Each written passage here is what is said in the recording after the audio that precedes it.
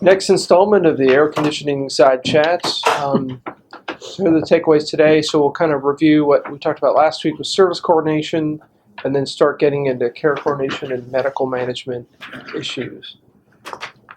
So here is the review. There are 4 things that are going to be different: required staff credentials, the caseload cohorts, mandatory visits, and field-based service coordination. And I see a lot of that is falling as an HR-related issue with need to be able to attract and retain good staff. And a lot of it's going to be an IT issue of making sure guiding care and other systems and all that work well. So we'll delve a little bit today into these other 2 areas of care coordination and medical management. So I just want to kind of preface this, and I don't know how to give enough emphasis to this. So long-term service and supports are both medical and non-medical in nature to meet people's needs.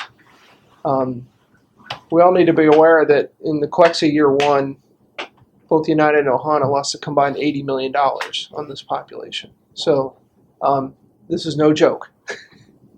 So I can't stress this next point enough to you right now, but one of the biggest factors in our success is just understanding that it's different, that non-medical services are not based on medical necessity. Everything, the way we've done things up until this point, are not going to apply with the LTSS population going forward. So, I mean, I can't, if I can make it big and red and flashing is a big deal, that needs to be a paramount in everyone's mind about this whole thing. So, and here's the reason why. They're subjective, they're personal, it's unique to each member's situation.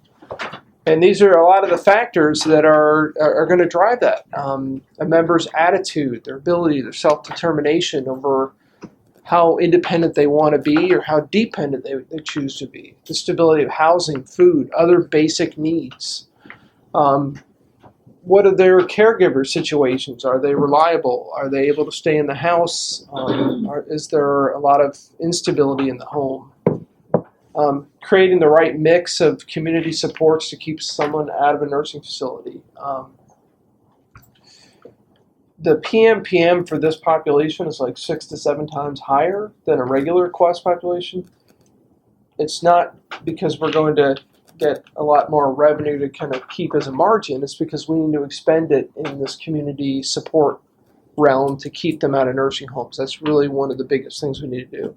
And then appropriately utilizing durable medical equipment and home modifications. So if you don't know, home modifications are things like doing demo in a home to create either a wheelchair ramp or widening a doorway for wheelchairs to go through or a roll-in shower, those sorts of things. So again, very different from the way we've done things. I think a lot of this emanated from a human service realm, not necessarily an insurance realm.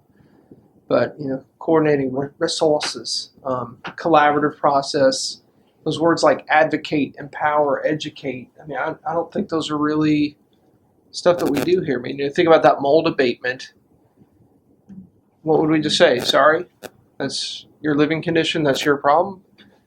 Because if that member is on our ranks, if we don't either get a home health agency or someone in there to clean that up or get the member into maybe an assisted living or a different living situation, he's going to end up in the hospital and end up in the nursing home at $65,000, $70,000 a year. So this is a totally different thing we're about to enter here.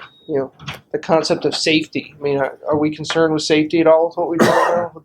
Well, what do we do about it? We are concerned about it. Yes, what do we do about it to actively make sure that happens? So different.